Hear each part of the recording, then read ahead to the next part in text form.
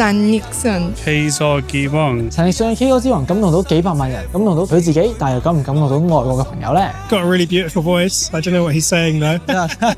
It's lovely, really, isn't it? Do you know this guy? Not personally, Not but personally, everyone in okay. Hong Kong knows him. He's like an Elton John in Hong Kong.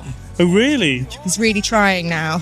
He's like, come on, emotion, it's very moving. 可以感動到外國朋友，除咗因為佢係 Eason 之外，仲因為佢今次專登遠赴英國嚟到我身後嘅 Air Studio，為呢首25歲嘅老歌注入新嘅靈魂。喺曾經錄過 Interstellar、K-pop Demon Hunters 配樂等嘅傳奇錄音室，配上同 Dua Lipa、Bjork、Ray 合作過嘅國際頂尖樂團 The Heritage Orchestra，震撼到連阿神都話：就我入去錄音室就哇，好感動，即刻啲眼淚就流出嚟嘅。